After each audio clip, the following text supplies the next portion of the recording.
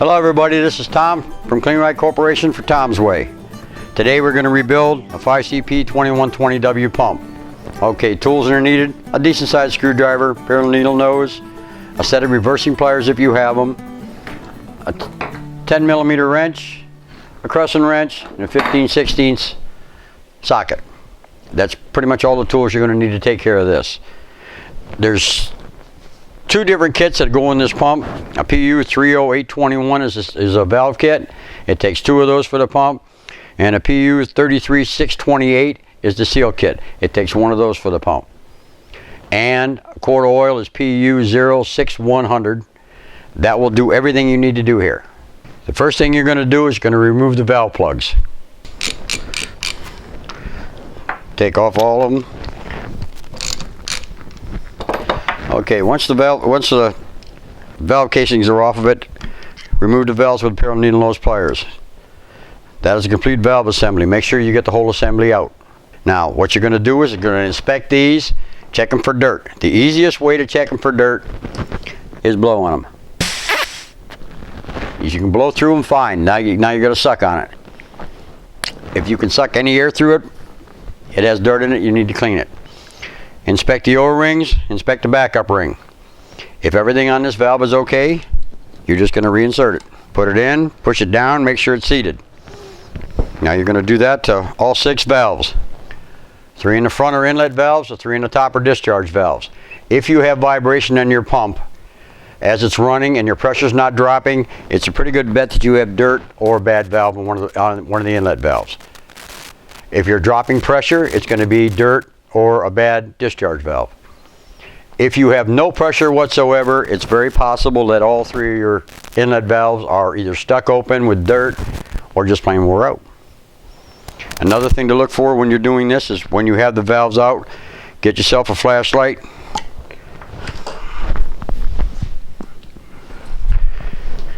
Look down inside and check the inside of the head for washout, which will be a groove that goes across where the valve seats into it.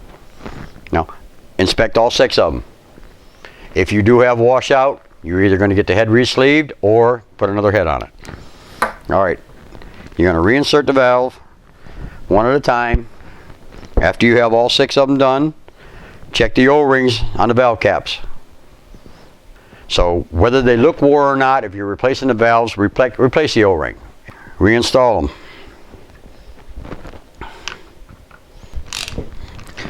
Make sure these are tight. Don't kill them, but make sure they're tight. Okay, we just did the discharge valve. You do the inlet valves the exact same way. Take the caps off them, pull the valves out, inspect the valves, inspect the O-rings, inspect the backup rings, and inspect the head to make sure there's no washout on it. A lot of times I don't replace all of them. I'll take the 3 from the inlet and put them on the discharge. If I have to replace valves, I'm going to replace the inlet ones first and then take the inlet and put them on the discharge, because the discharge valves get more wear than the inlet do. So if you're only going to replace one set, take the ones out of the inlet, put them on the discharge, put the new ones on the inlet. I would replace all 6 of them, but that's up to you. Next thing we're going to do is we're going to remove the head bolts. There's 8 of them and they're tight. Okay, the head bolts are out. Next thing you're going to do is remove the head. The easiest way to get the head to come loose is turn the shaft. It will pop out a little bit. Get a big screwdriver, stick it behind the head in the casing, and slowly and gently pry out. There's the head. Now, as you see, sometimes the low pressure seal holders stay on the pump. Not a problem. Take them off. Alright. It's nice to have a set of reversing pliers. If you do, use them to pull them out. The low pressure seals are on the top part of this, and it also has an O-ring on it. In the seal kit, this O-ring comes. The low pressure seals in the kit are actually in cellophane. The high pressure seals are loose in the kit. Make sure you put the right seal in the right place. Now you're going to take a pair of reversing pliers or a screwdriver or whatever, because the valves are you're replacing them anyway. Pull them out. There's a low pressure seal. There's a low pressure seal holder. If you don't have them, you can use a screwdriver because you're going to replace them anyway. Once you've taken them out, you need to replace them. Don't try reusing them, replace them.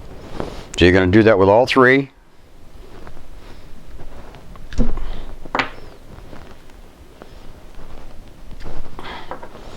Okay, the low pressure seals are done. Now before I go any farther on this pump, I am going to put 3 brand new low pressure seals in so that it's done and it's out of my way.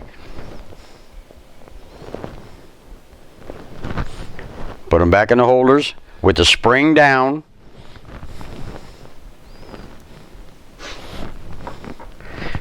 They're done. Set them aside. Alright, the next thing you're going to do is you're going to take the reversing pliers or a screwdriver and you're going to pull out the high pressure seals. These are the high pressure seals. Now if you look at the high pressure seal, it has a metal or ceramic on the back of it. That's how you can tell it's high pressure. You're going to take out all 3 of those.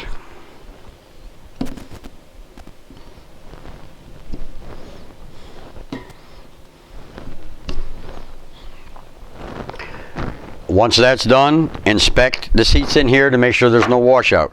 Take your little flashlight again, shine it down in and make sure there's no grooves in here. Now as you can see, that's nice and flat and clean. So it's good. If there's any kind of chip or gouge or something in it, you need to replace the head or get it re-sleeved. Okay, now what we're going to do is we're going to put back in new ones.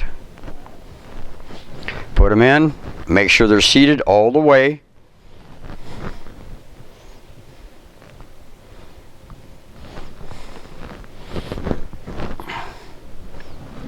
Take the low pressure seals in their holders, reinstall them.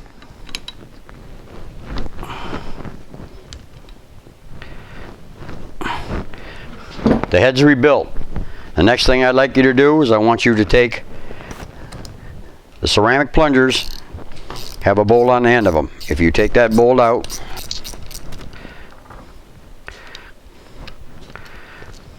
you will see that it has a washer on there. Replace it. It comes in the kit, replace it. It may not look bad, it might not be bad, but replace it, because if this O-ring goes bad, you're actually going to leak out the back and ruin the low pressure seals. While you have the cylinders, the plungers off, inspect the plungers. There should be no cracks, no scratches. They should be clean. Reinstall. Now you have 2 sides of this. One has just a single hole in it, the other one has a concave hole in it. The concave hole goes back inside the pump. Put it in, line it up, and put it back on.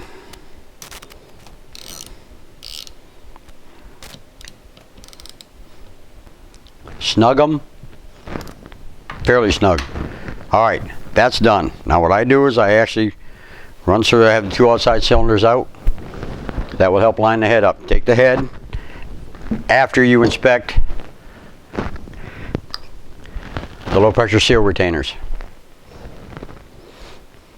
If these are smashed or cracked, replace them, because if you don't, when you put it back together, that low pressure seal is going to pop out and leak. Goes right back in inside the casing again.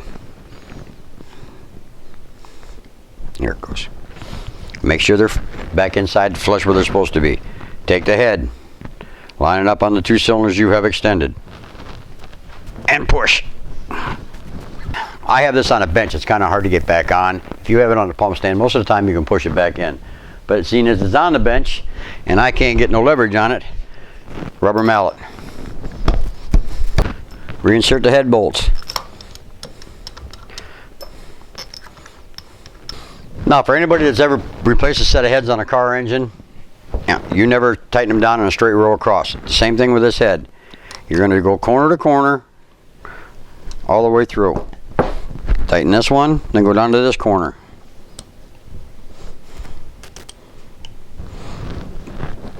Tighten that one. Go back to this corner.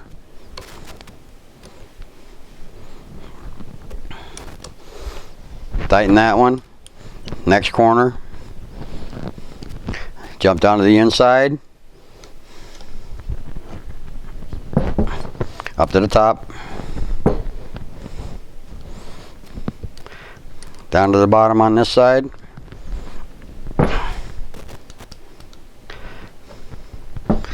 Now once you have them tight, do yourself a favor and you can just double check that every one of them is tight. Once you have them pulled down corner to corner, the little bit that you're going to do on this is not going to hurt it then. Now I would advise, after you've went through all the trouble of putting new seals and new valves in this, change the oil. Even if you don't think you're due for it, change it anyway. That will alleviate any water that went into the rear end of this pump when your seals were leaking or valves were chattering or whatever. So while you have it apart and you've got it done, you got it over with, just change the oil. Make it life a lot easier on you. I would hate to see you go through all the work of rebuilding this thing and find out you had water in the crankcase and end up losing the crankcase on it. You just finished a pump. Good job.